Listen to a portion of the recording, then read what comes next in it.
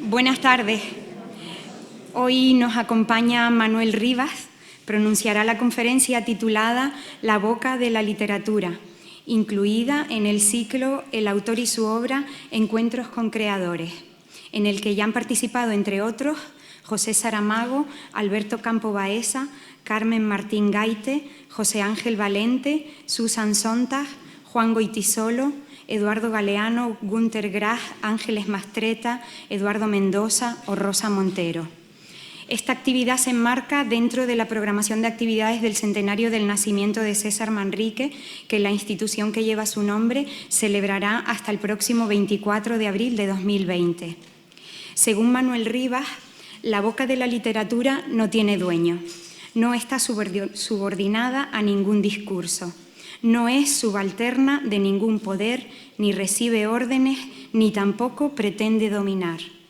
Es siempre excéntrica, camina por la orilla, por el acantilado, por la línea del horizonte, de lo desconocido a lo desconocido. La boca de la literatura desvela, pero también enigmatiza, ayuda a ver lo que no está bien visto, oculto, escondido o prohibido. Manuel Rivas es narrador, poeta y periodista. Se licenció en Ciencias de la Información en la Universidad Complutense de Madrid. Ha trabajado en prensa, radio y televisión. Recibió el Premio Nacional de Narrativa por su libro de relatos ¿Qué me quieres, amor?, que inspiró la película La lengua de las mariposas.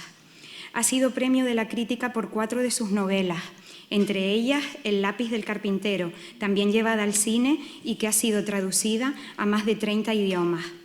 Fue finalista a los premios Goya por el guión del filme Todo es silencio. Sus relatos están reunidos en el volumen Lo más extraño, publicado por Alfaguara. Pertenece a la Real Academia Galega y ha sido investido doctor honoris causa por la Universidad de A Coruña. La Fundación César Manrique agradece la presencia de Manuel Rivas hoy aquí y a ustedes su asistencia a este acto. Como es habitual, después de la intervención se abrirá un coloquio. Tiene la palabra Manuel Rivas.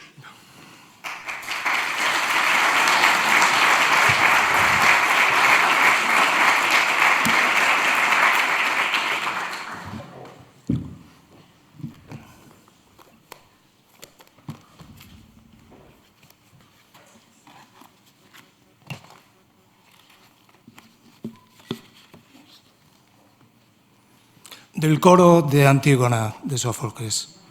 Andan por ahí infinidad de cosas extrañas, pero ninguna más extraña que el ser humano. La enigmática organización. Vienen las palabras a reclamar lo suyo, lo sustraído.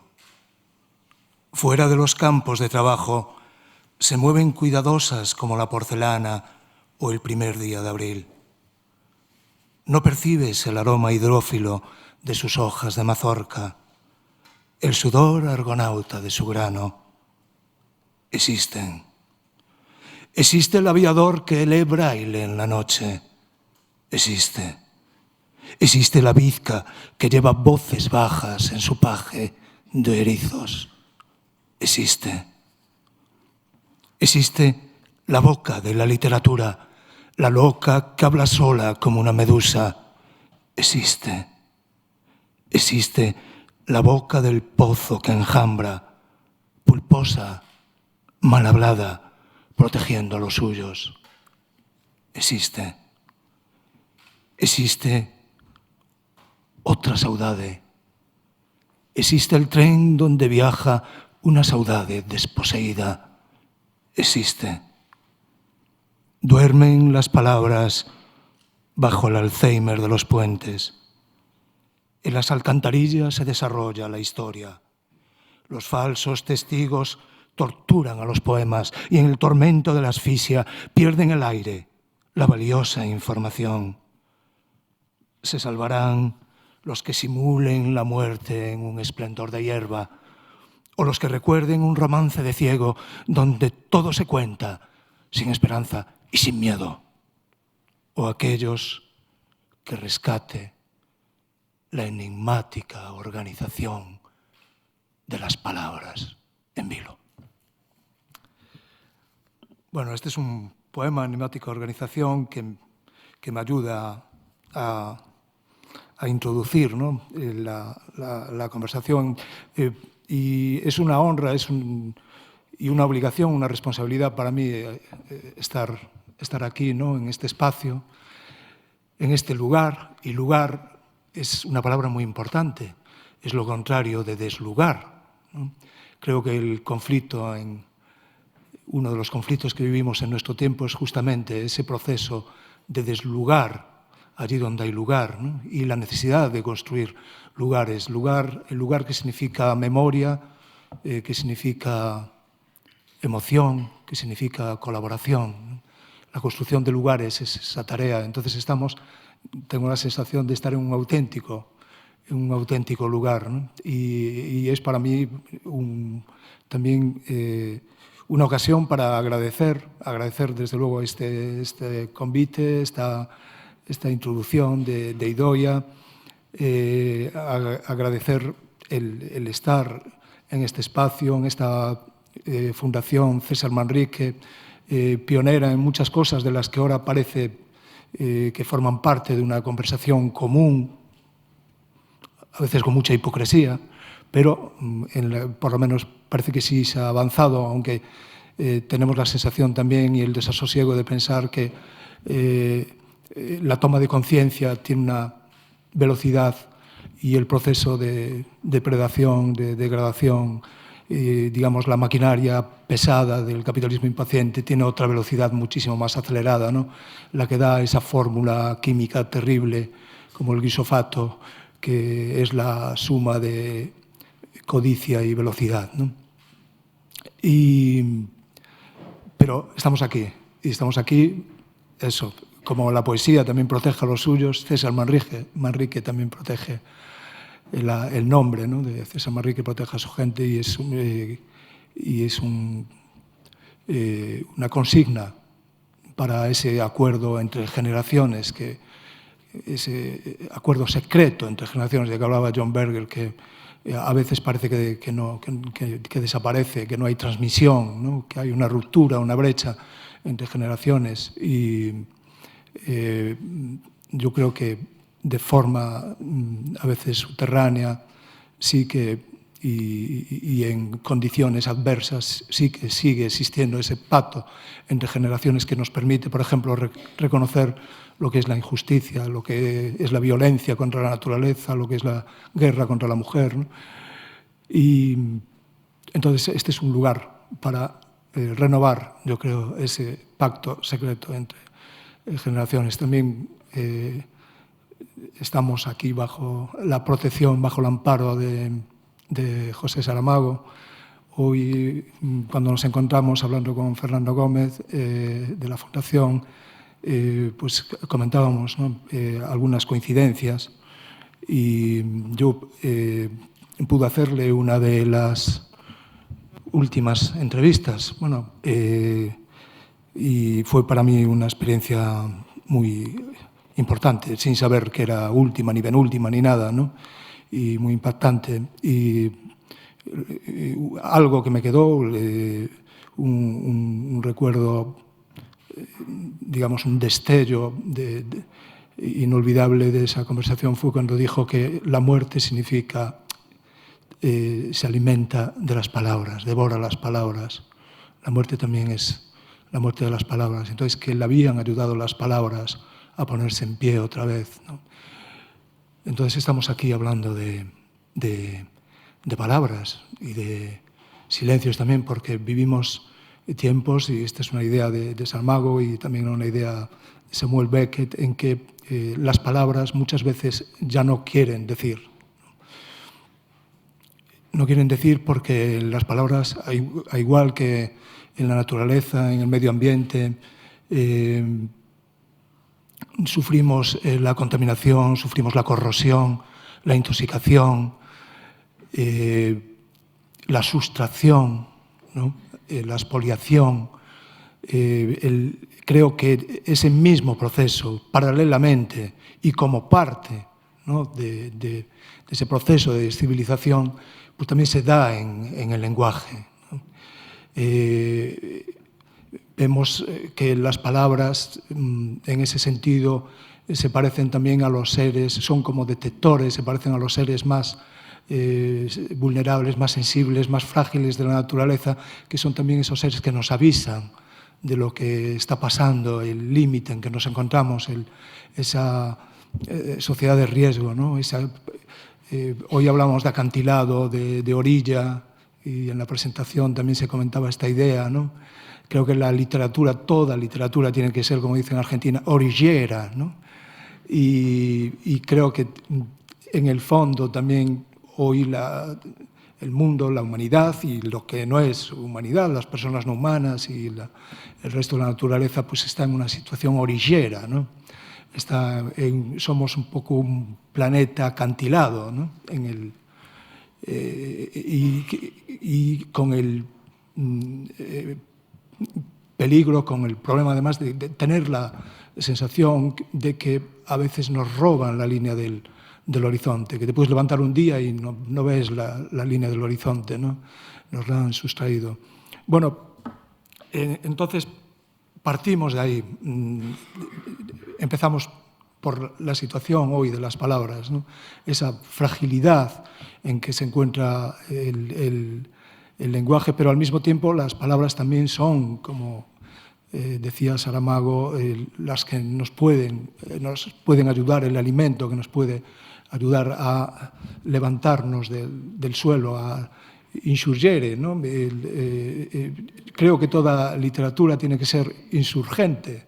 Insurgente significa ponerse en pie, construir un lugar de insurgencia, un lugar rebelde.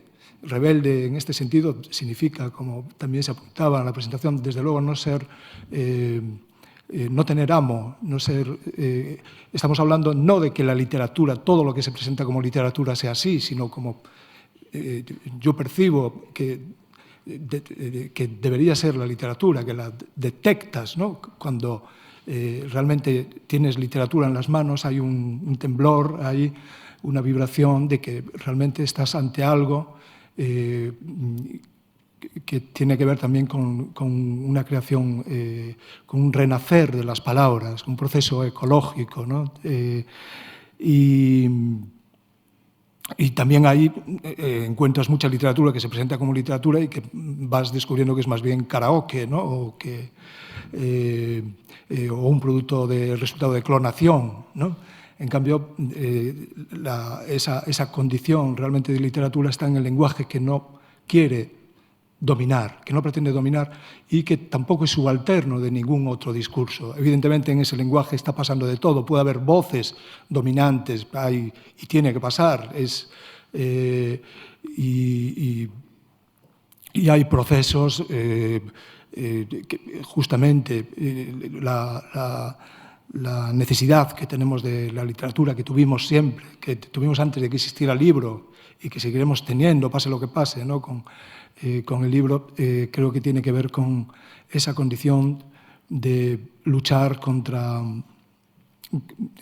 el miedo, y el principal miedo es el miedo al abandono.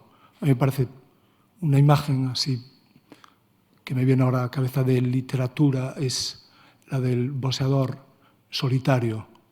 Lo que llaman en boxeo es hacer sombras, ¿no?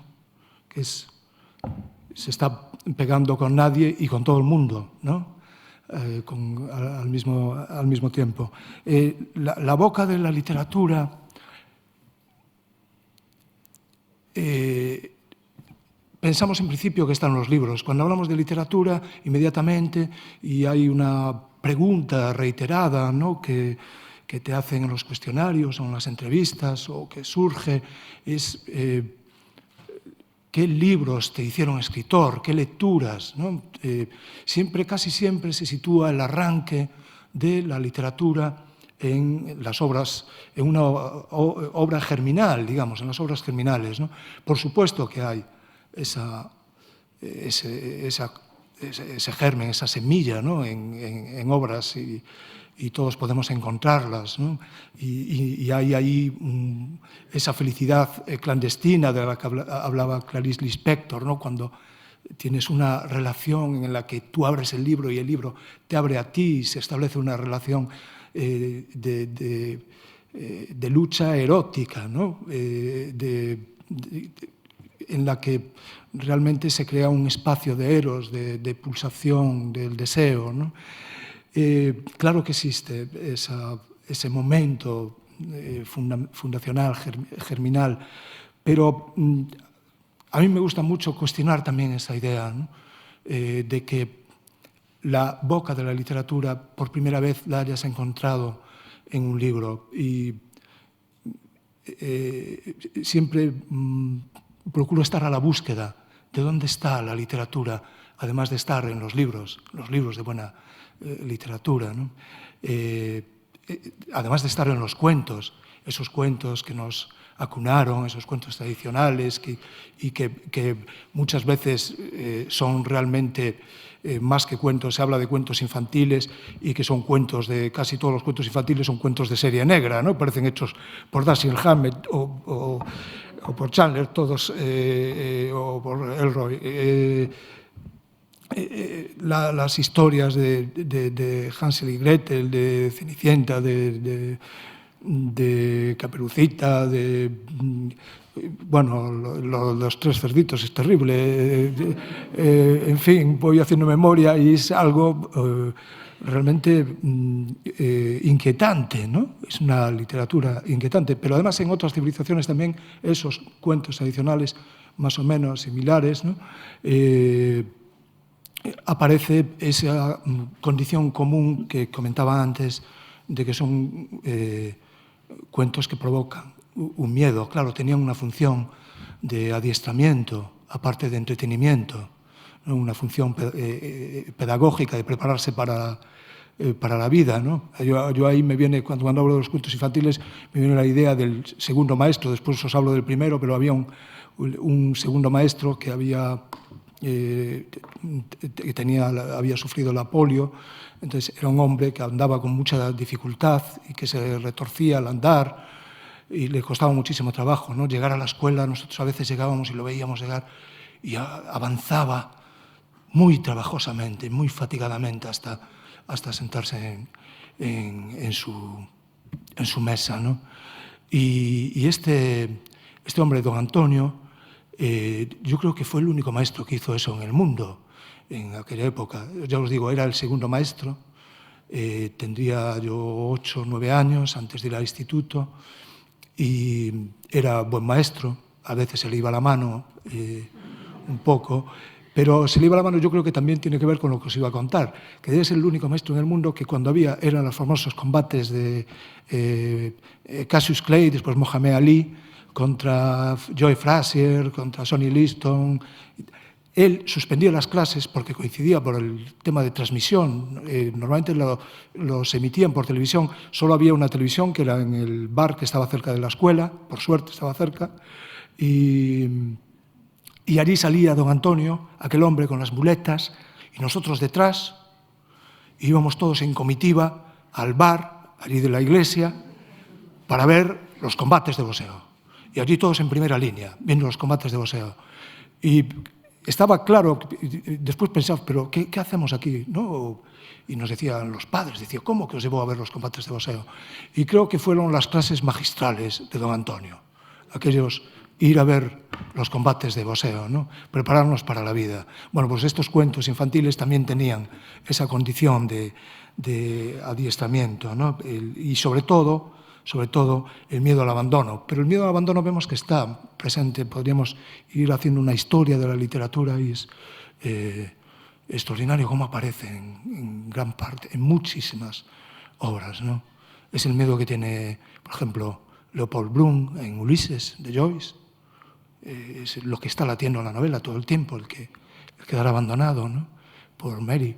El miedo que tiene el Rey Lear por dar vueltas así, ¿no?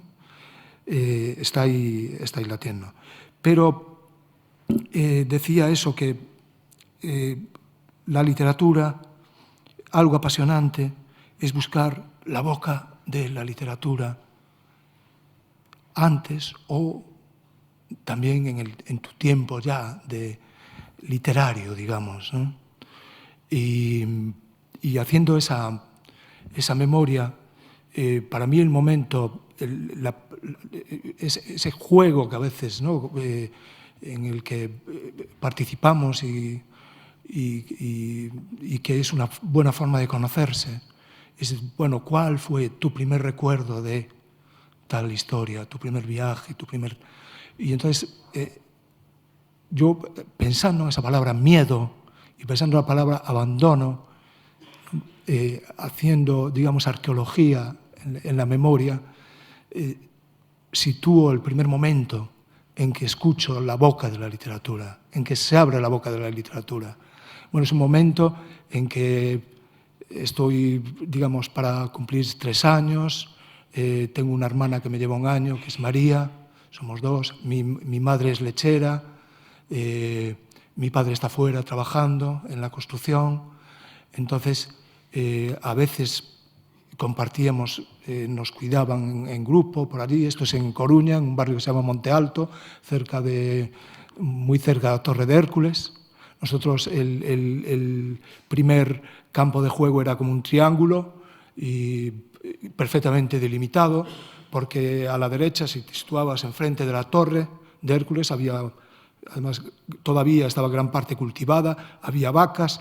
Después, cuando llegó la modernidad, quitaron de allí las vacas, que era lo más interesante que había en el paisaje, además de la torre, ¿no?, porque era una maravilla ver allí en aquella zona acantilada y en la ciudad, en Coruña, ver las vacas pacer como en la Odisea. Pues nada, las vacas les pareció que era un atraso.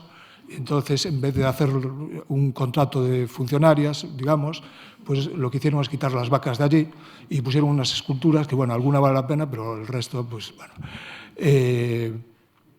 Bueno, eso, era un mundo campesino dentro de la ciudad y un mundo del mar, ¿no?, en el límite del mar, un mundo marinero.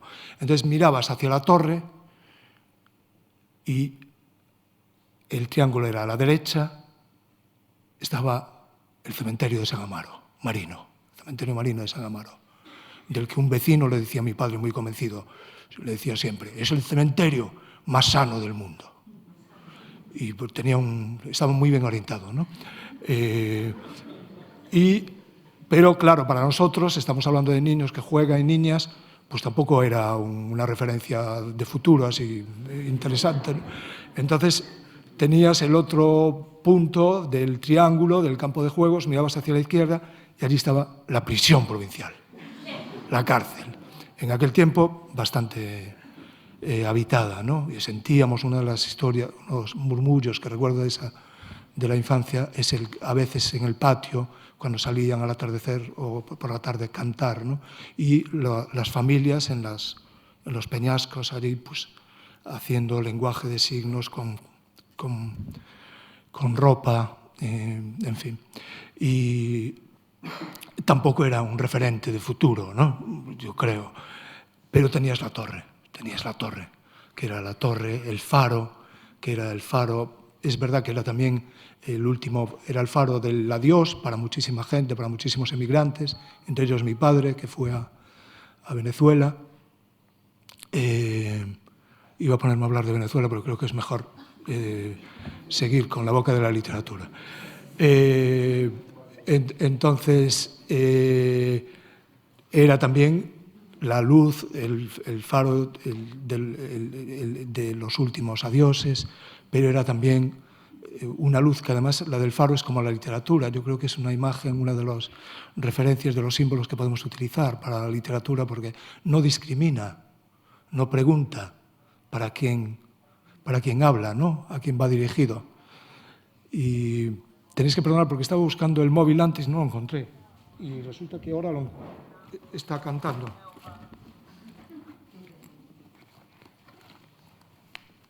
A herba de enamorar cantaba. Perdonad.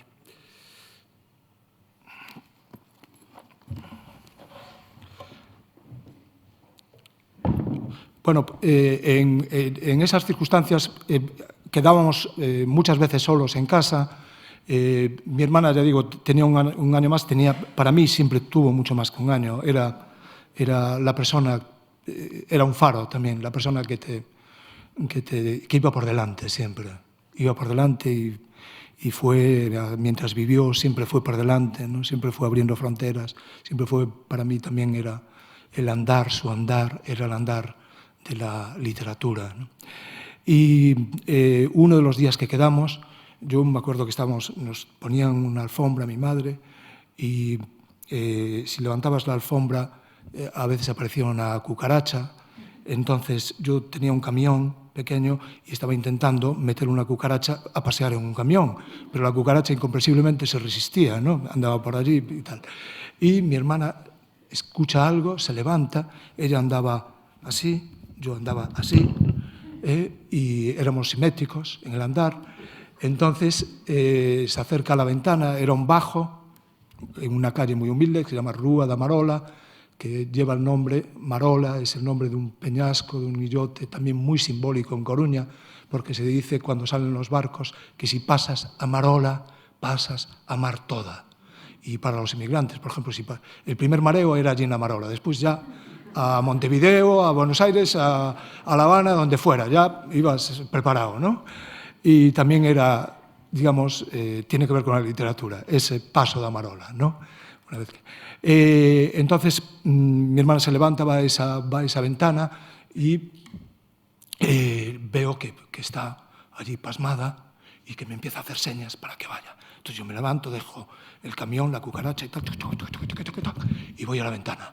Entonces estamos los dos maravillados porque está pasando un pasacalles con sus músicos, con sus gente allí tirando serpentinas y haciendo con sus saltimbanquis y de repente, ¿no? Estamos maravillados, de vez en cuando un cohete, allí con la cara, la nariz pegada a la ventana y de repente contra la ventana del otro lado dos rostros enormes, terribles, que cubren toda la ventana, ¿no?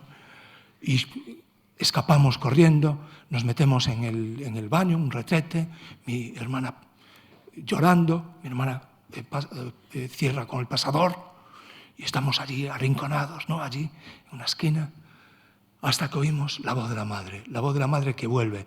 La voz de la madre, nosotros habíamos sentido el miedo al abandono, ¿no?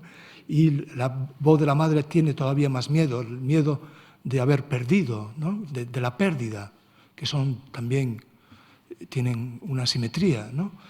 Y hasta que mi hermana abre el pasador y mi madre nos abraza y mi hermana le cuenta que tal, dos monstruos terribles en la ventana, y tal. Entonces mi madre se queda pensativa y me dice, parviños, se entiende lo de parvos, ¿no?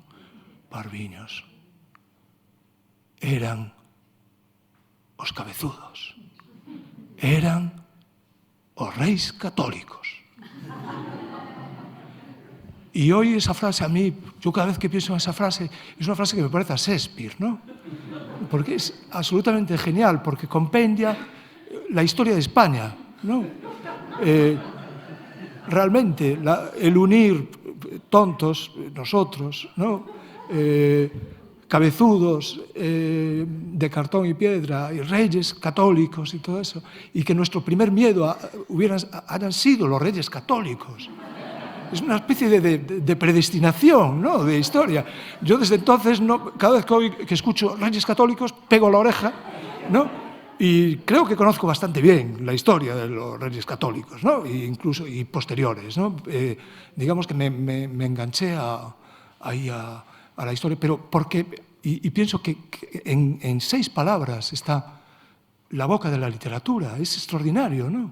Esa es una frase. Bueno, mi madre es verdad que también, gracias a ella, tenía la boca no teníamos libros en casa, pero los primeros poemas de Rosalía de Castro los escuchamos de su boca, porque ella había de niña, hay otra historia ahí detrás, había aprendido de memoria poemas de Rosalía y de Curros, ¿no? Eran muchas hermanas y hermanos, la madre murió siendo joven y entonces quedaron con mi abuelo campesino, Manuel de Corposanto, y se encariñó de mi madre una sobrina del cura.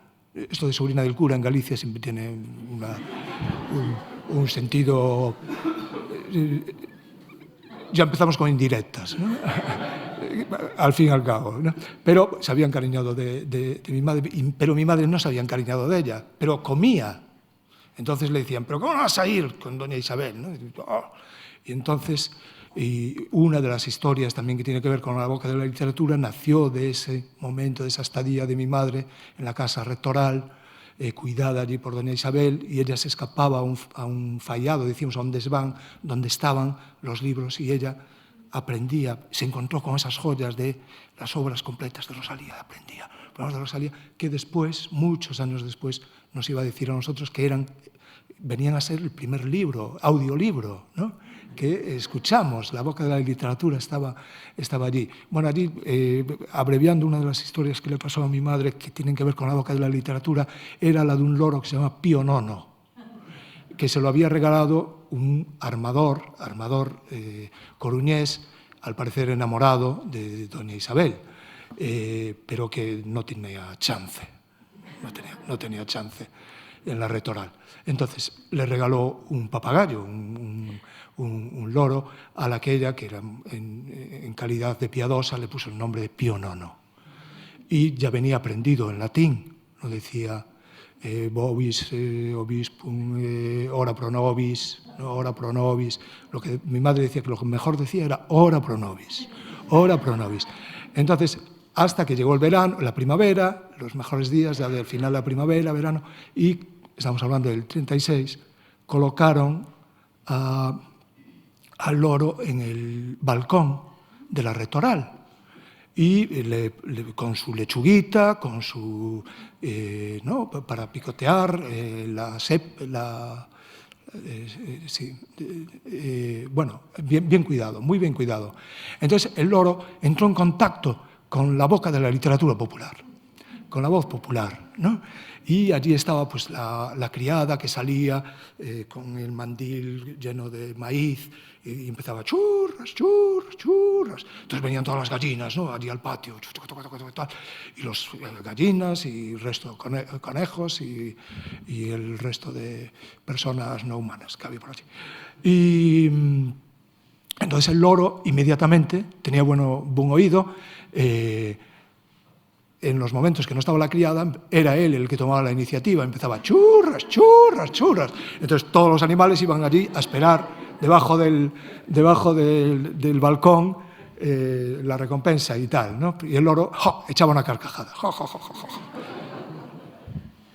Pero el paso siguiente ya, digamos, en el avance vanguardista del Pío IX, fue cuando aparecieron por allí, que era una ruta con un muro vallado, pero había un alto donde se sentaban, cuando pasaban, se sentaban a descansar un poco los piñeiros, lo que llamaban los piñeiros de Altamira.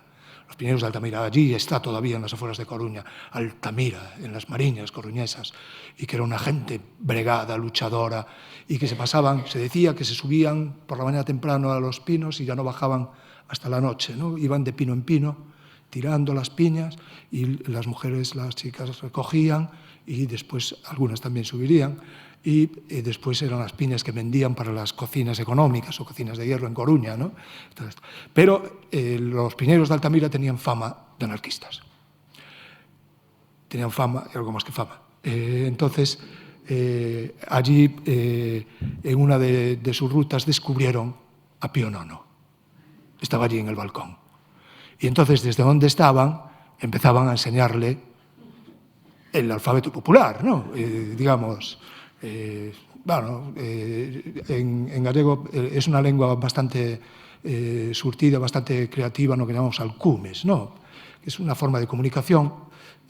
Normalmente a la gente que quieres, pues le dices ese tipo de historias, ¿no? La Kazán,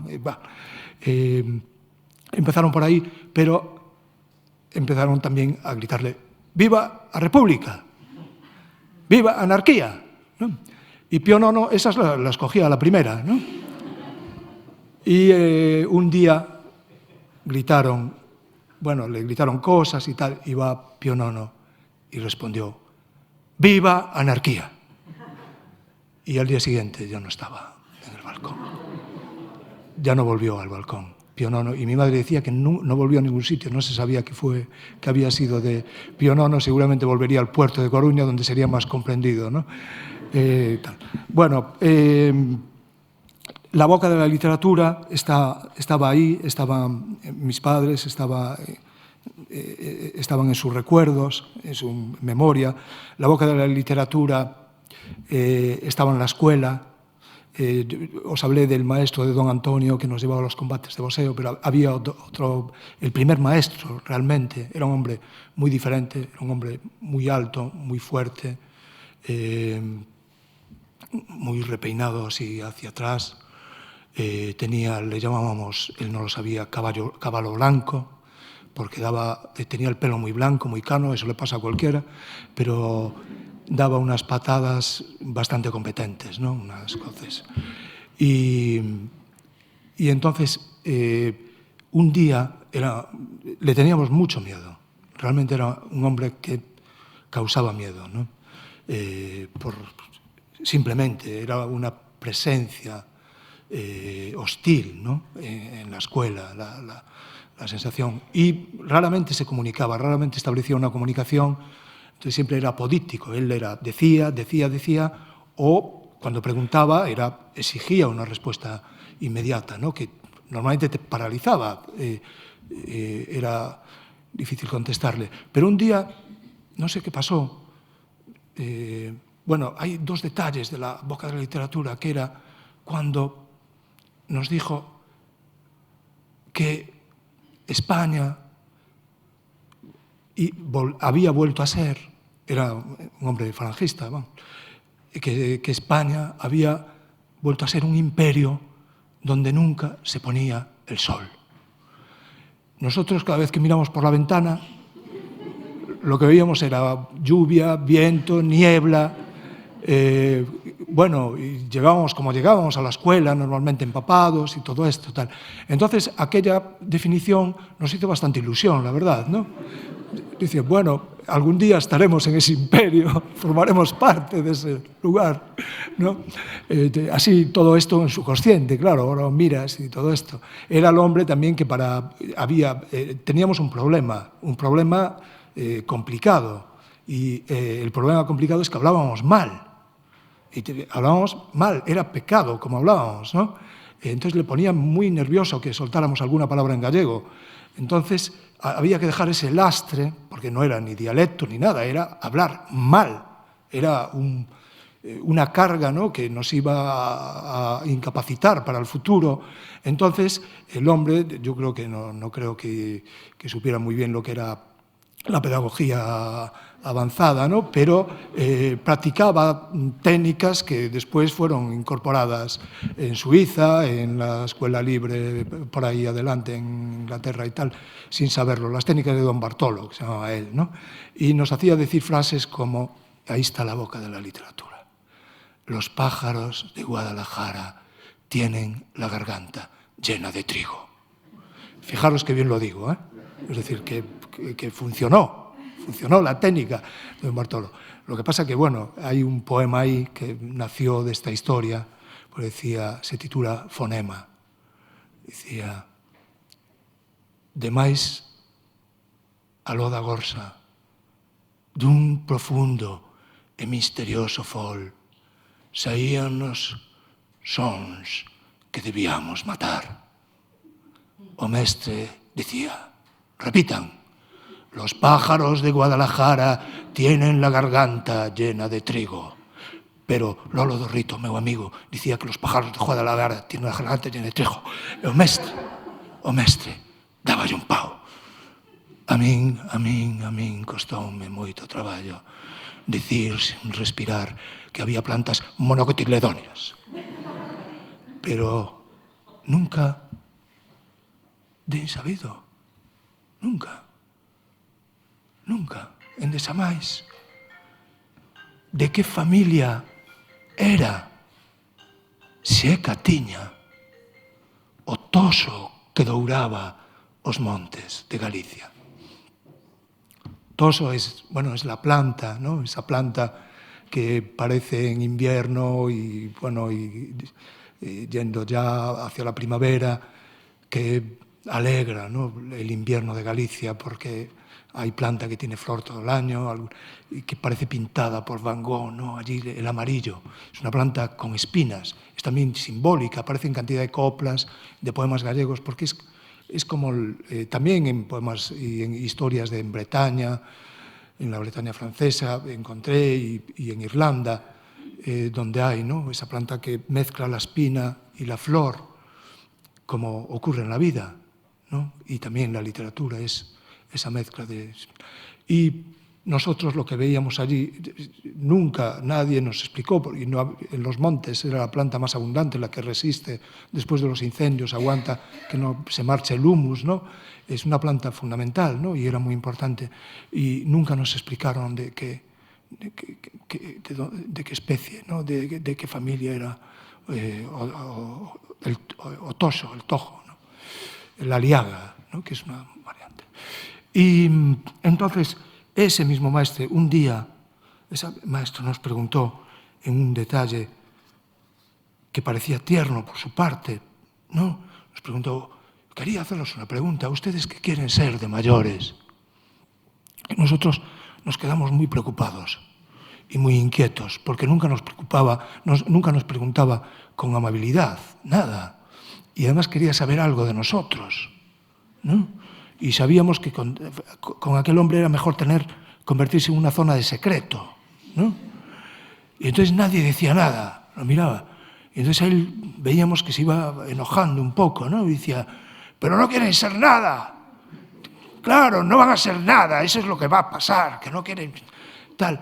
Hasta que del fondo, porque siempre hay un valiente, o una valiente, ¿no? Del fondo de la escuela salió una voz, la de Antón o Rubio o Loiro, que dijo, emigrantes. Claro, él lo dijo porque un mes después iba a marchar a Inglaterra, entonces tenía las espaldas un poco cubiertas, ¿no? Y dijo, emigrantes, y fue la primera vez que vi a aquel maestro desequilibrado. Se quedó así. Por eso era la boca de la literatura la que respondía, claro. Por eso la literatura la vemos a veces, ¿no?, cuando se habla del libro, así en términos, bueno, un poco empáticos, para a ver si así pica a alguien, ¿no? Crear que el libro crea una armonía, que el libro Bueno, sí, puede ser que al final se produzcan, digamos, todos esos añicos rotos del mundo, encontremos un cierto sentido, ¿no? Evidentemente, gracias a algunos, son custodios los libros de la literatura de sentido, los buenos libros de literatura, ¿no? Pero lo primero que normalmente hace un buen libro, lo primero que hace la boca de la literatura es causar un desequilibrio, provocarte un golpe, ¿no? Y poner muchas veces en duda tus propias convicciones y sobre todo ver aquello que no está bien visto. Y tiene el doble sentido, aquello que está oculto, porque quiere estar oculto, o porque lo han ocultado, porque está tapado, ¿no? Porque está cubierta la realidad con una escenografía de cartón piedra, se ha tapado, se ha velado, ¿no? Entonces no está bien visto, hay que ver eso, ¿no? Como dice en Goya, ¿no?, en Los desastres de la guerra hay una de las frases, ¿no?, que pone debajo de ese extraordinario reportaje de la historia, ¿no?, y dicen, no se puede mirar, ¿no? Inmediatamente, claro, ante ese desafío, la literatura tiene que mirar. Miras, inmediatamente como miramos, ¿no?, en la infancia por el ojo de la cerradura, cuando nos dicen, no se puede ver eso que hay ahí, ¿no? Bueno, pero también tiene el sentido tiene el otro sentido de lo no bien visto, aquello que incomoda, aquello que nos causa un trastorno, que subvierte la propia realidad, ¿no? Eso que podríamos llamar una revolución, ¿no? que en principio, ¿no?, aquello que viene a desequilibrar, ¿no?, lo que parece. Bueno, pues esa era la expresión, ¿no? Voy recorriendo así la boca de la literatura con historias, ¿no?, reales, porque yo creo que también la literatura, la calidad de la literatura se mide por la calidad que consigue en la línea de sutura entre la realidad y lo que llamamos ficción, que para mí lo que llamamos ficción es un círculo más de la realidad. Lo que pasa es que normalmente la visión que hay de realidad es un círculo pequeño que no se corresponde con lo que es realidad, ¿no? Por eso yo no tengo PowerPoint, pero normalmente llevo por ahí, no sé si vienen hoy. Llevo unos círculos concéntricos, ¿no? Este es el primer graffiti que se hizo en Galicia y en lo que es la zona del arco atlántico y en otras civilizaciones también, ¿no? Esta figura, junto con la espiral y el laberinto, pero se repite mucho la de los círculos concéntricos y siempre hay debates tremendos sobre por qué hacían esto, porque era con sílex sobre roca, ¿no? Seguramente tenían pigmentos, no lo sabemos, pero hay cientos de petróglifos en galego, ¿no?, de grafitis que en las peñas y nos preguntamos qué querían decir, ¿no? Hay dos interpretaciones, así, normalmente dos interpretaciones simples, ¿no? Una que sería pues, un reflejo astral que tendría que ver con un lugar de culto, ¿no?, y que sería como traer el cielo a la tierra, digamos, ¿no?, una forma de orientarse, y bueno, y sabemos la importancia que tenía a Deusa Lúa y el dios Sol. Hay otra interpretación de que sería lo contrario, sería como hoy un dibujo catastral, ¿no?, diciendo qué es lo que hay aquí, en este poblado, cuántos habitantes dentro del castro, digamos, eran casas circulares, después vinieron los romanos, las hicieron cuadradas, y entonces que tendría ese reflejo, ese sentido catastral. Bueno, la gente discute, hay debates, como en Galicia también hay mucho debate, que es la importancia del mundo céltico o no. Hay gente que dice que no tenemos nada que ver con el celta de Vigo, sí, pero no con los celtas, que no tenemos nada que ver con los celtas. No sé por qué hay celtas en Numancia y en Galicia no podía haber celtas, pero bueno, es gente que ha estudiado mucho. Hay gente que lleva toda la vida estudiando para demostrar que no ha habido celtas en Galicia, que es un propósito interesante, ¿no? En la vida uno se busca las alternativas, ¿no?, que sea. Pero nosotros, como el lugar de juegos que teníamos después de ese bajo donde descubrimos el miedo de Monte Alto, hicimos una travesía al otro lado de la ciudad, un viaje a lo que hoy llaman el mundo periurbano, que allí llamaban aldea, ¿no? Una aldea que ahora se empeñan en llamar barrio y la gente no quiere ya llamarse barrio porque les parece que es mejor aldea, ¿no?, que prefieren llamarse aldea que Castro del Viña, ¿no?, donde hay un castro que la gente dice un castro celta, con perdón. Entonces, nosotros era un lugar de juegos, igual que el otro teníamos el triángulo, este era un lugar de juegos, nos dejaban ir con herramientas, habían encontrado en 1957 el tesoro del Viña, hay una diadema preciosa que tiene el cierre con un ánade, te preguntas cómo hacían esas maravillas, ¿no?, que está en el Castelo de San Antón, en Coruña, y que fue esa diadema en una exposición mundial de Milán, la única pieza de Hispania que estuvo allí, ¿no? Entonces, nosotros íbamos a ver si encontraron eso en el 57, pues nosotros a ver si encontramos algo. Después íbamos a buscar tesoros, que es parte de las obligaciones de la infancia, buscar tesoros, creo que sí. Y esto viene a cuenta de si celtas o no celtas, porque lo que había allí, justo en el ara solis del castro, fijaros qué puntería tiene la modernidad, clavaron una torre de alta tensión de fuerzas eléctricas del noroeste, SA, Fenosa, pum, ¿no? Y pusieron la torre de alta tensión en el altar de los celtas. La clavaron allí. Entonces, había un cartel de un hombre atravesado por un rayo, ¿no? Y nosotros nos metía el respeto a aquello, sobre todo el zumbido que escuchabas, permanente, ¿no? Y cuando venía tormento, venía lluvia y tal, escapábamos corriendo porque aquello se ponía realmente bravo, ¿no? Y entonces, yo que procuro en este tema de celtas o no celtas mantenerme oblicuo, ¿no? Lo que pienso, lo pienso, y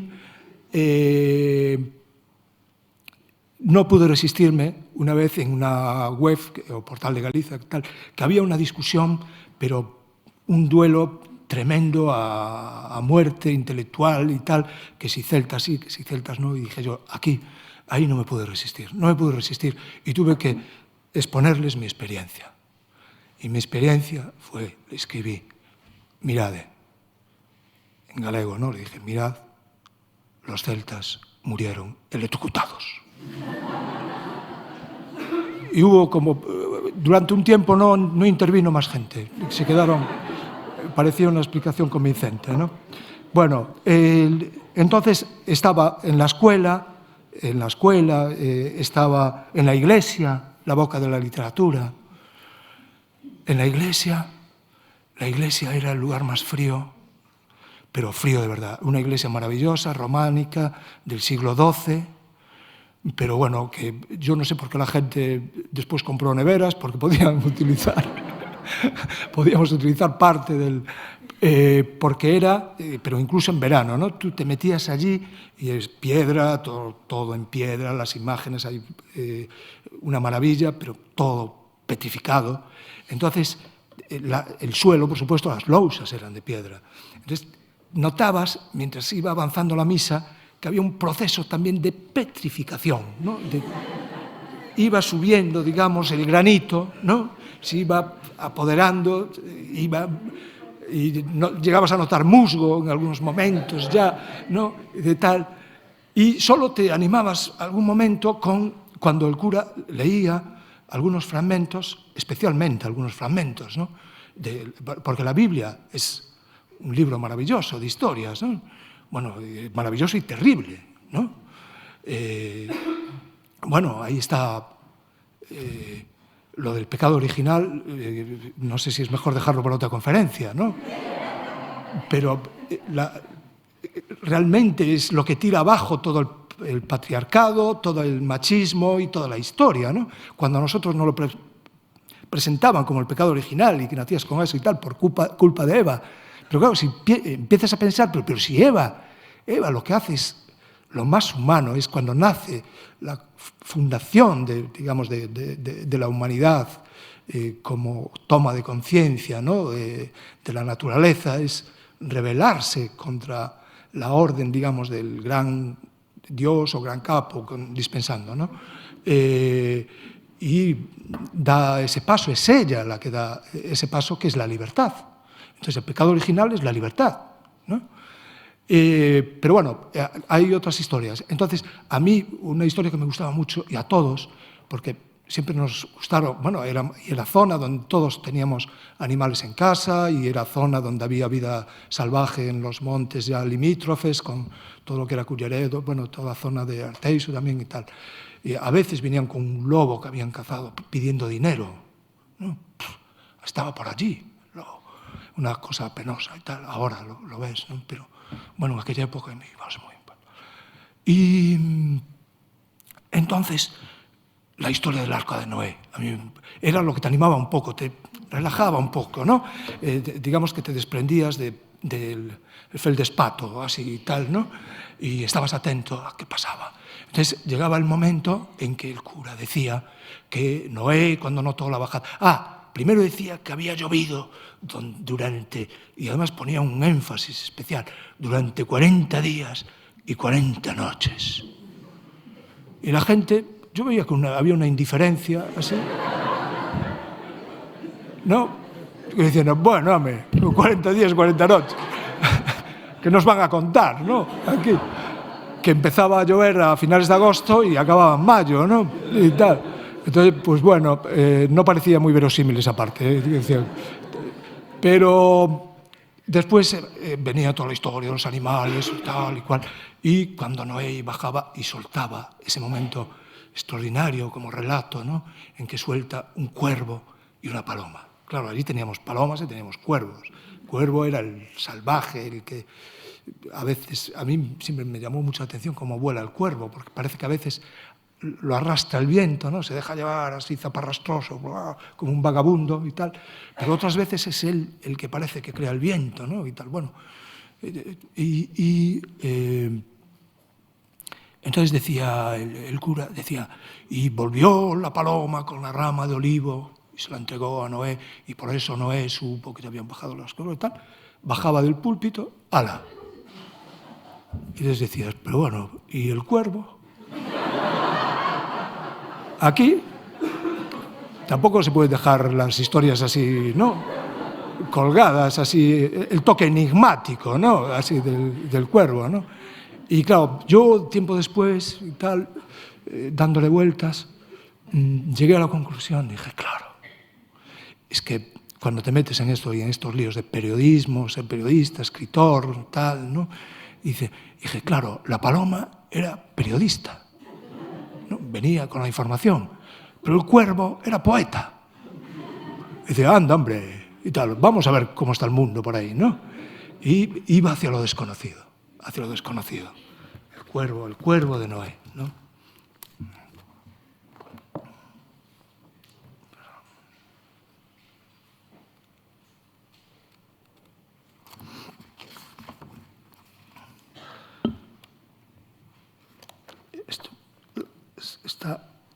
Este es un bicho raro, este libro, porque está en galego, castellano, catalán y euskera. Por eso no le hizo caso a nadie al libro. Empezaba la coloma, esta es la parte en catalán. El cuervo de Noé. La paloma cumplió la misión. Volvió al arca y posó el signo en la mano de Noé. Pero el cuervo se alejó en una ráfaga de viento. Salió de la historia, del escarmiento divino, con un trazo desastrado. Pintó con alas el autorretrato del volar harapiento, signo el mismo del fermento inmortal del despojo, y fue a posarse en la identidad prófuga de la nieve. Todo está en esa voz leal a la soledad. Grajea con humor negro el desertor, parodia el estilo marcial de Dios, roncas voces de mando y una piadosa maldición injertada en el viento. Esa lápida nómada que de todo hombre debería decir, murió porque él quiso. Y el cuervo me lleva un poco a otra boca de la literatura que podríamos asimilar con la ornitomancia, ¿no?, lo que llamaban los griegos ya ornitomancia, que era hay que estar muy atento al vuelo de las aves, ¿no?, y más en este tiempo. Y bueno, y también a lo que ocurre con las aves, ¿no?, esos datos tan escalofriantes que nos llegan de extinción y que cada vez esos seres maravillosos que son capaces de recorrer 10.000 millas, ¿no?, para volver al lugar donde nacieron las, llamamos, anduriñas, las golondrinas y los vencejos, ¿no?, y los cirros, y bueno, cómo cada vez encuentran más dificultades para volver a casa. Les cierran, les tapian, ¿no?, los lugares donde... en fin, las aves nos están contando, nos están también avisando, están hablando, ¿no? Y en mi vida voy a contar solo 2 o 3 cosas. Oí la boca de la literatura hablando de aves, ¿no?, y varias veces. Bueno, antes teníamos al pionono, ya, era un ave, pero yo, por ejemplo, a mí me contaron la guerra un abuelo, Manuel de Corposanto el Campesino, y también el otro. Y que me lo contara el otro, que era el carpintero Manuel Isigás, yo os diré por qué tiene mucha importancia. La de los dos tiene mucha importancia. Pero Manuel de Corposanto era muy hablador. Yo creo que hablaba muy bien y además hablaba solo, o cuando pensaba que estaba solo, ¿no?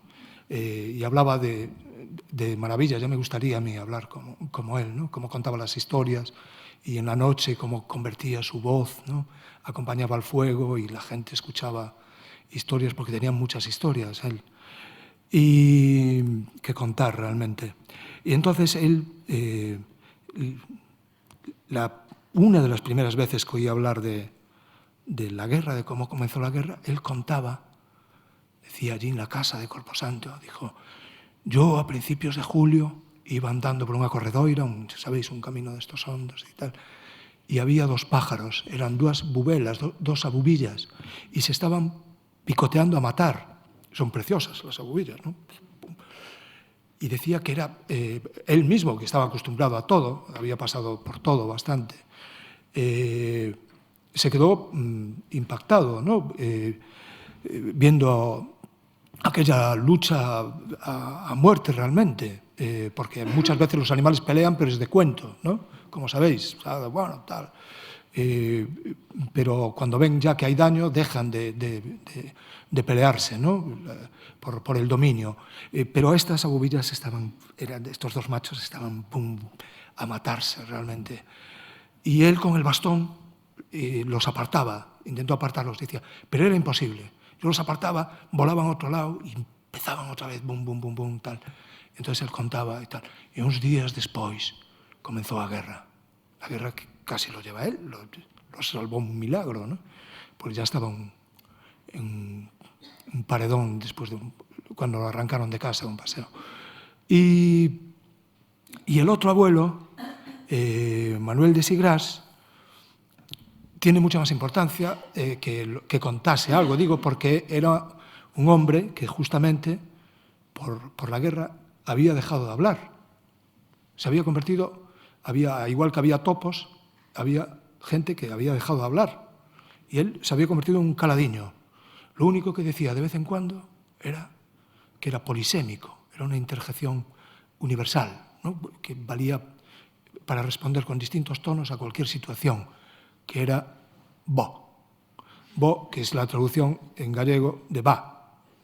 Nosotros lo decimos en masculino, bo, ¿no? Bo. Entonces él de vez en cuando oías un bo. Era mi abuelo, o bo, o tal.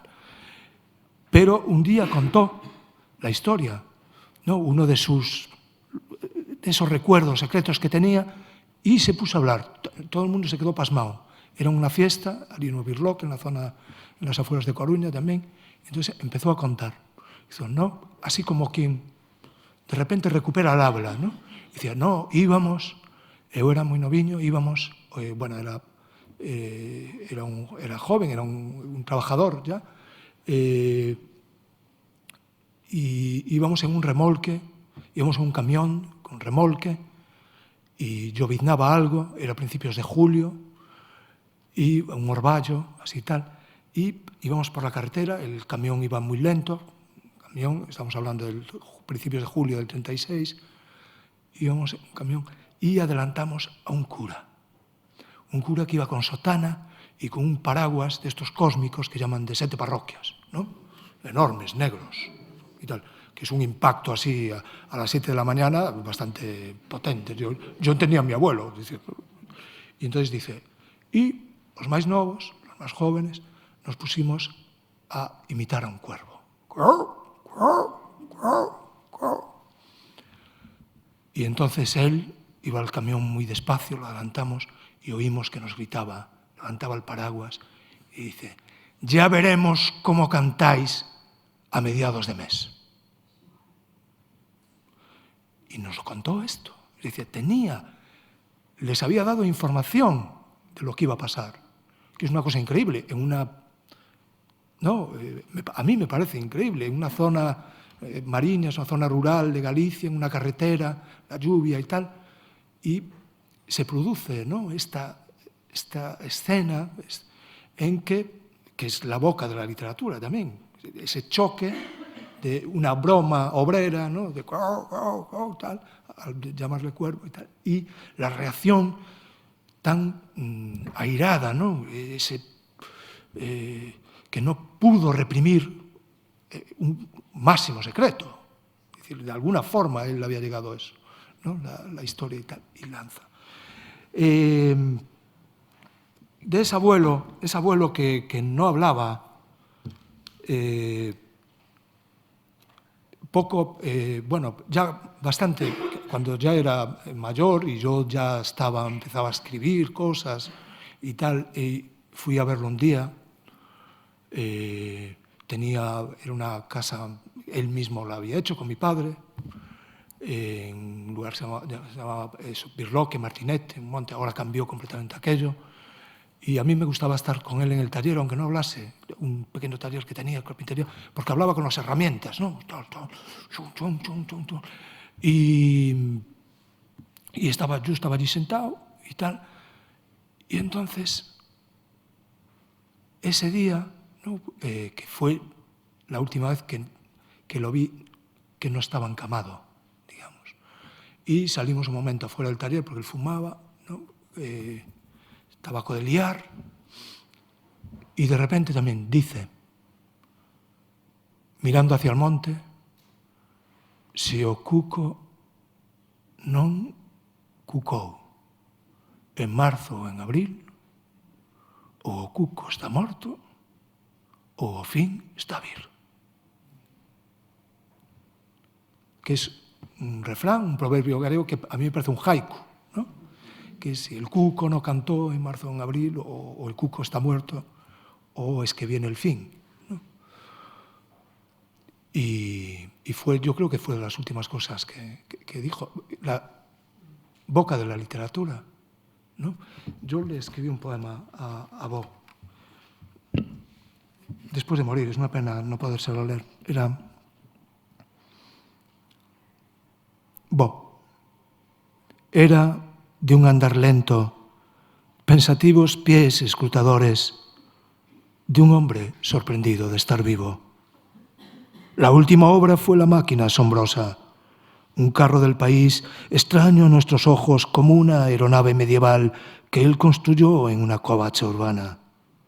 Era el tiempo de ir a la luna, pisarla, errarla, pero él afinó el transporte para llevarla, la luna, por las rutas del estiércol y las algas.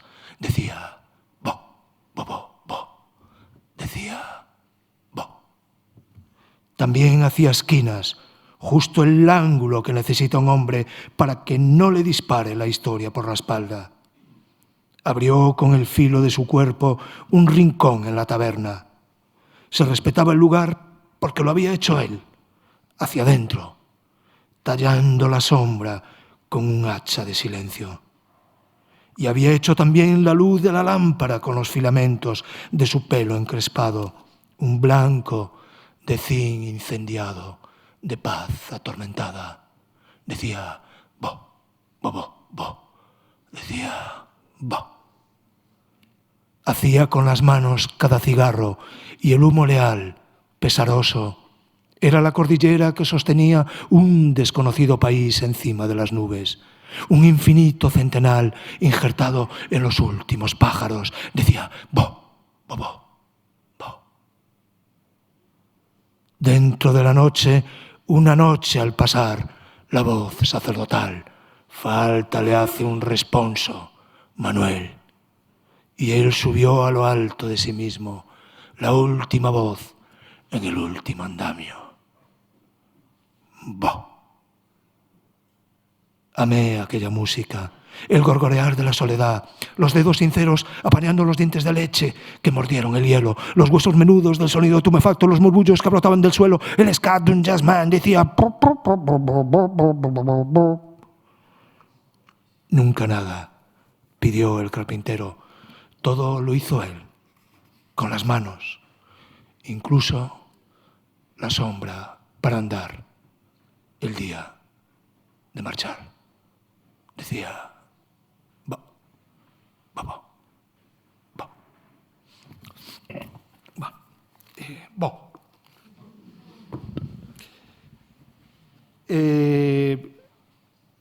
Hay entre las historias así de la boca de la literatura en la familia, una más, doy un salto en el tiempo, una más moderna. De alguna forma, tengo un tío que, de los muchos así, tías, que tienen, que estoy atento siempre a la escucha. Yo creo que la principal herramienta, el principal instrumento del escritor o la escritora y desde luego del periodismo, el principal herramienta es la escucha, ¿no?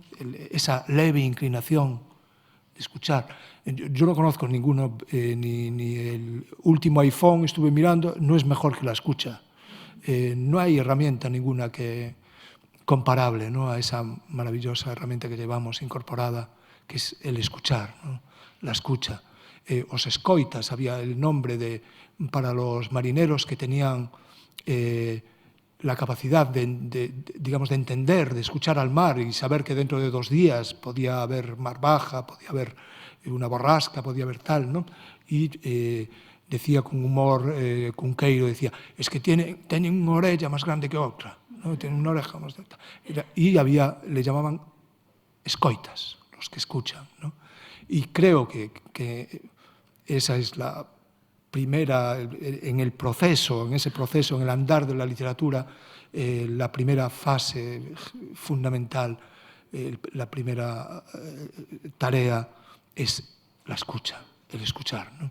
Y eso, saber dónde está la boca de la literatura. Pues dando un salto en el tiempo, entre esos escuchas, tengo un tío que felizmente vive con 95 años, tío Francisco. Para mí es un clásico, ¿no? Como Sófocles. Una de las últimas historias que me contó es que había ido al médico. Él, para ir al médico, el tío Francisco, digamos que ya tiene que pasar algo, ¿no? Realmente. Y entonces, porque él siempre anda, va a hacer la compra, sube cuestas, baja cuestas, y un día se sintió algo cansado, entonces dijo, tengo que ir al médico. No puede ser.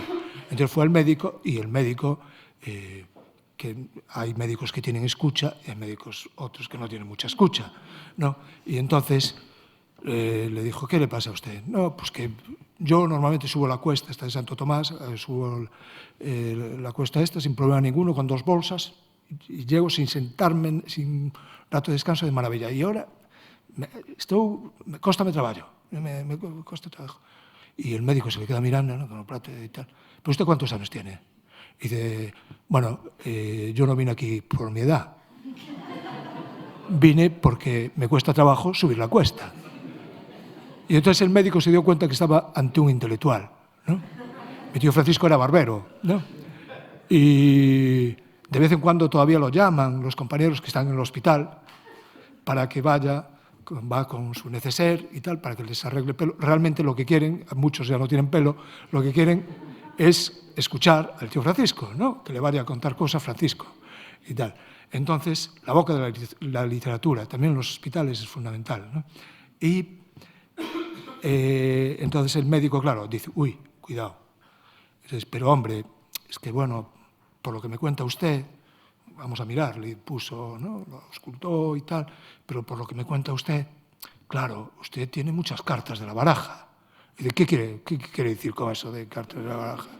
Y dice, hombre, que quiero decir que con esa edad y tal, pues puede ser, yo no digo que lo tenga, quiero decir que puede tener principio, aviso, achaque de, yo qué sé, pues puede ser, por lo que veo en las manos, pues lo que me cuenta, puede ser algo de Parkinson, algo de Alzheimer. Y se le queda mirando a mi tío y le dice, pues entonces es Parkinson. Y dice, ¿pero por qué? Y dice, porque Alzheimer, nada, porque con Parkinson puedes ir con el vaso a la garrafa. Y si te cae el vaso, yo sé dónde está la garrafa. Y entonces el médico dijo, este es un intelectual, pero un intelectual peleón, además. Y un argumento decisivo, ¿no? Y claro, qué importante es saber dónde está la garrafa, ¿no? Esa es otra parte, ¿no?, de la literatura, ¿no? La literatura ¿no? Cuando hablamos de memoria, la diosa de la memoria es Mnemósine, ¿no? La diosa griega de la memoria. Y bueno, creo que sería interesante que gente que a veces en la refriega política pues se pronuncia formas bastante despectivas sobre la memoria que siempre tuvo tanto prestigio, y decía, está muy bien, tiene una memoria, ¿no? Pues bueno, ahora la connotación, ¿no?, de la palabra memoria, hay gente que realmente se tensa, ¿no?, con la memoria, y parece que tal, siempre que no sea la memoria de los Reyes Católicos, ¿no?, que entonces no es pasado, es la de los cabezudos, ¿no?, la memoria de los cabezudos. Pero Mnemósine, si se fijaran en el detalle de que Mnemósine era la diosa de la memoria, era la madre de la poesía, de la danza, de las artes, era, de alguna forma, la madre de la creación, de los procesos creativos, ¿no? Era también la madre de Clio, que era de la diosa de la historia, ¿no? Y, claro, hablar de literatura es imprescindible hablar de memoria. Es decir, Elías Canetti definía el trabajo literario, ¿no?, como custodiar el sentido de las palabras. Y a igual que la literatura es poner la libertad en el cuerpo del lenguaje, esa tarea es imposible si el lenguaje no tiene memoria. No es posible ser libre sin memoria, ¿no? Bueno, la memoria, somos lo que recordamos, pero también somos lo que olvidamos, ¿no? Pero en ese proceso de ver lo que no está bien visto es imprescindible, ¿no?, el trabajo de... La memoria, además, es un acto, es un activismo. Es un activismo, recordando. No esta idea convencional, un poco de memoria, unos trastos que están ahí en el desván y que vamos a recuperar, unas ideas, ¿no?, hacer arqueología. No hay memoria si no hay activismo de la memoria, ¿no?, lo que Walter Benjamin llama un proceso de rescate, ¿no? Un proceso de rescate, además, rescate donde encuentras las chispas de esperanza de la historia, las encuentras en la historia, ¿no? Hoy hablábamos, me hicieron una entrevista y me hablaba de la esperanza, ¿no? Yo recordé una frase de Ferlosio interesantísima que decía, bueno, es que la esperanza se esconde en la palabra desesperanza, ¿no? Está allí, escondida, y tal, ¿no? Eso lo decía de otra forma un marinero por el que también hablaba La Boca de la Literatura, que después de un naufragio en Malpica, esto fue hace 2 años, iban tres en el barco, volcó el barco, un golpe de mar, ya cerca del puerto, en Malpica, y él sobrevivió y buscaron a los 2 compañeros, pero ya tan cerca de la costa, a los 2 días se sabía que no habían aparecido y están bastante poblada y todo esto. Y bueno, aparece, yo iba en el coche escuchando la radio para hacer un reportaje sobre la historia y escuché por la radio que lo estaba entrevistando, un compañero lo estaba entrevistando al superviviente. Seguían buscando, ya más o menos la gente iba interiorizando, es un tiempo que necesitas, que no iban a aparecer, pero le pregunta, el compañero de la radio le pregunta, pero usted, hace un poco en plan imperativo, digamos, ¿no?, estos tonos así cuando... Pero usted todavía tiene esperanza. Y dice el hombre, sí, esperanza sí, pero una esperanza negativa. Y dije yo, la boca de la literatura. Ya tenía el título del reportaje. El otro parece que no le dio mucha importancia. Le habían dicho algo extraordinario, ¿no? Y eso, en el proceso, ¿no?, literario, custodiar el sentido de las palabras,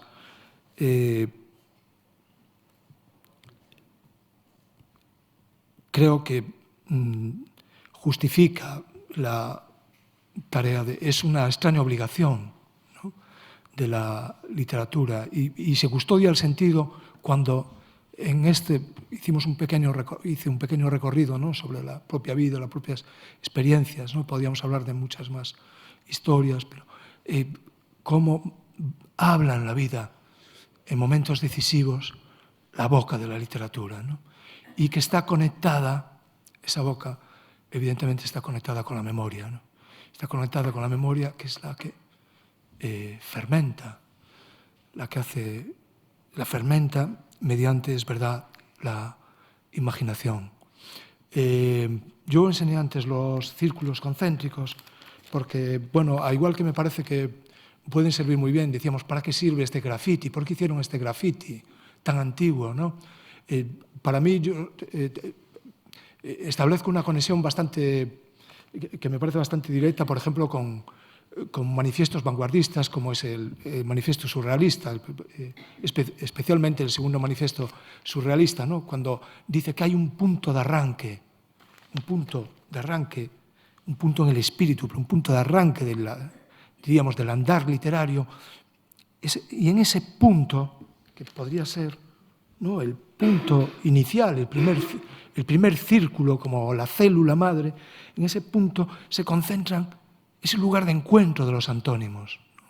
Es el lugar donde está la luz y la oscuridad, ¿no?, donde está el día y la noche, donde está la muerte y la vida.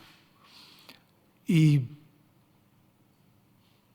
una vez que se pone a andar, que arranca, que ya tiene esos antónimos, ¿no?, en su punto, en la primera posición en la que se pone en marcha. Sabes que te puedes poner en marcha cuando encuentras ese punto, cuando hay ese punto, pero en que están los contrarios, ¿no?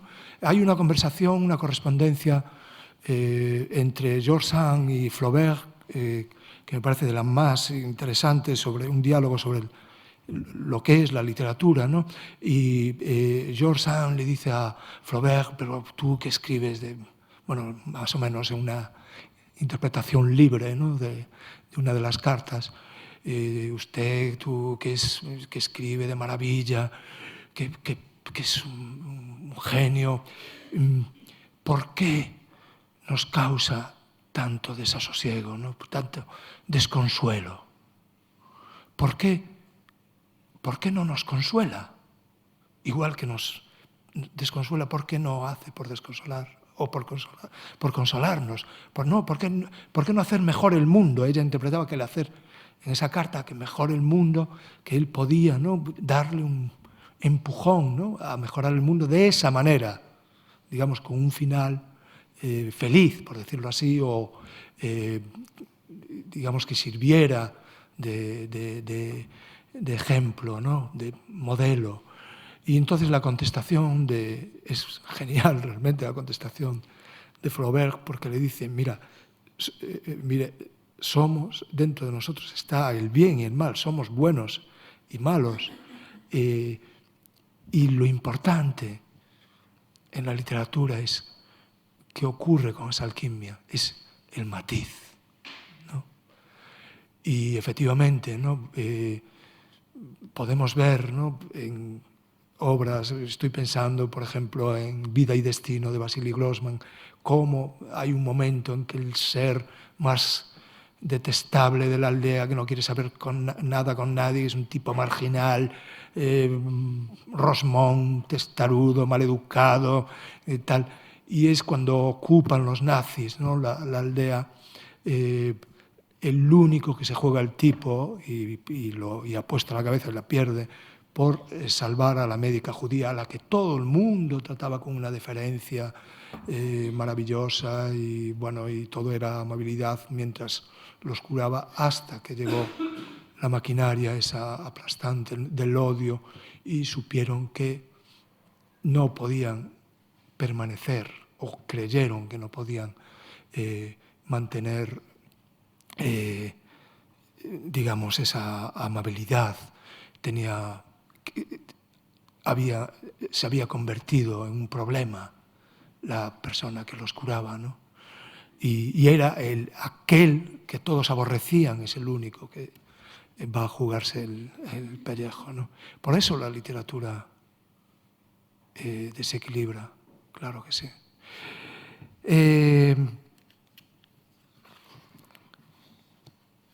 Creo que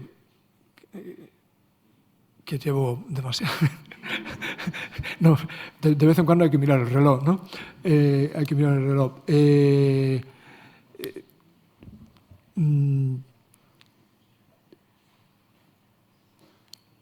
El primer compromiso del escritor, de la escritora, es escribir. A mí es lo que me apasiona. Yo hablaba antes del andar de la literatura, es el escribir y los momentos, esos momentos en que no sabes qué va a pasar, y que escuchas, que estás a la escucha, ¿no? Decía Kafka, tú no te preocupes, siéntate y espera, pero tienes que estar despierto.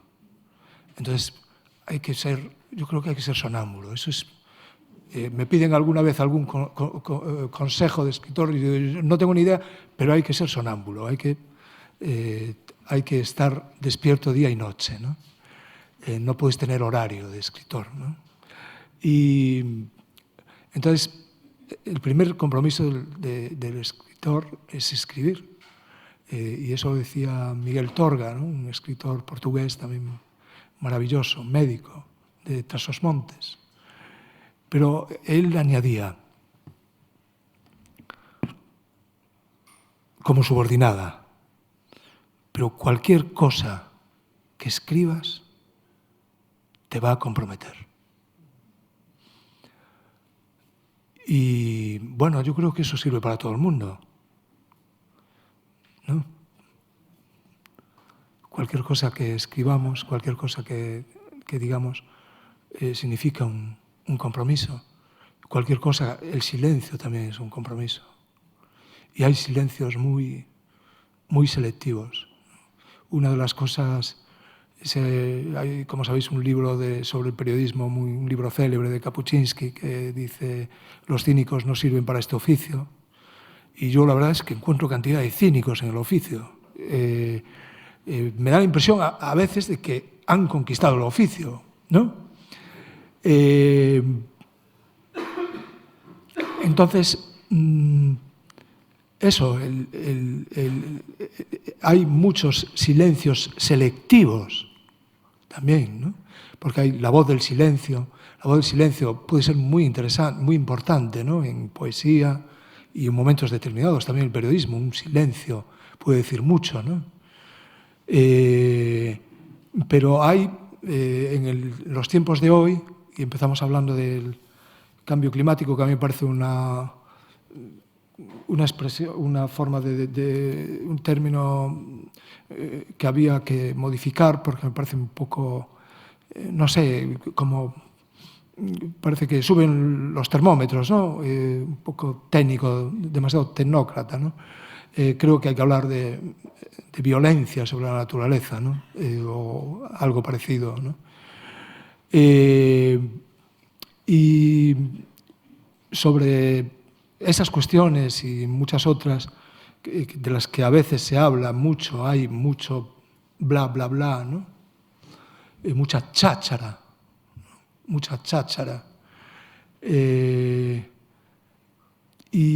pero esa cháchara va muchas veces acompañada de silencios selectivos. Hay cosas que no se pueden decir. Yo me gustaría terminar uno de los últimos libros que escribí, bueno, el último, con un libro de relatos, se llama Contra todo esto, un manifiesto rebelde. Para mí es el más literario de los libros que escribí. El título realmente es un panfleto total contra todo esto, pero claro, hay que ver qué es todo esto. Entonces, ahí está el matiz, como diría Flaubert, ¿no? ¿Qué es todo esto? Pero bueno, yo no voy a entrar hoy en qué es todo esto, pero me gustaría leeros en la parte final una serie de aforismos, microrelatos, 3 o 4, que se llaman, aquí en el libro, el capítulo se llama Hierbas de ciego, que es uno de los nombres que tenemos en galego, herbas de cego, para las ortigas. ¿No? Entonces, extraordinaria la precisión histórica de Cati, una superviviente de la trata de mujeres. El oficio más antiguo del mundo no es la prostitución. El oficio más antiguo del mundo es mirar para otro lado. En vez de mirar para otro lado, el activismo irónico del paisano que en una viñeta de Castelao le dice al silencioso acompañante: pues ya que lo sabes, te lo voy a contar.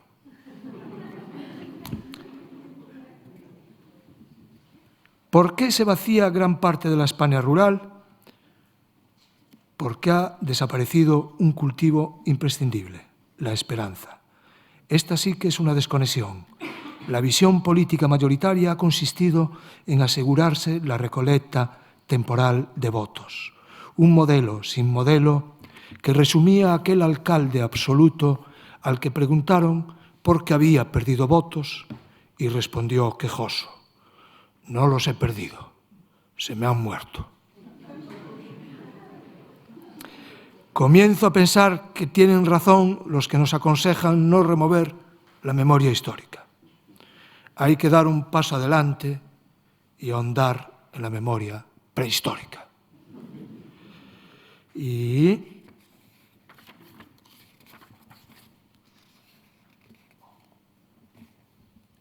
era republicano monárquico, socialista de derechas, liberal conservador, agnóstico creyente y astemio entre trago y trago. Estaba en contra de la memoria histórica por acuerdo adoptado por la Real Academia de la Historia. En un cementerio de Padrón, comarca famosa por sus pimientos, hay un epitafio que reza: el último sí que picaba.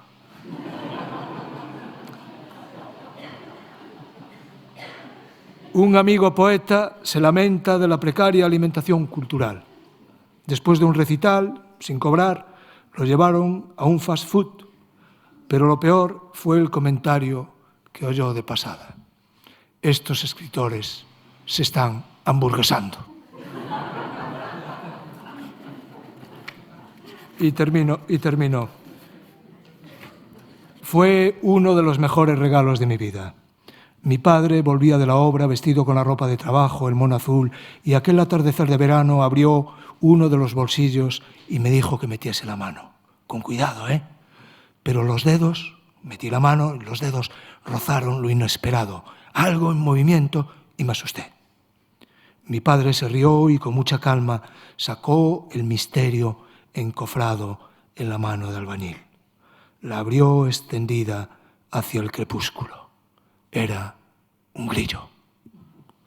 Y esperó a que cantase. Truman Capote, cuando se pasaba de rosca, escuchaba un engranaje de grillos y deseaba que un incendio devastara aquellos campos de Pesadilla. Hace tiempo que no oigo cantar los grillos, y esa es mi pesadilla, que no cantan. Por donde voy en los campos pregunto: dígame, ¿este año aquí han cantado los grillos? Y a quien pregunto me mira con extrañeza, intentando detectar dónde está mi avería. Sí, claro que han cantado los grillos, como siempre. Como siempre.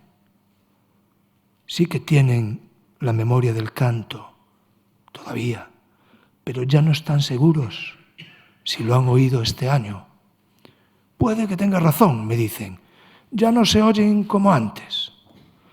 Tal vez hay un gran incendio invisible. A solas, extiendo la mano vacía hacia el crepúsculo. Gracias.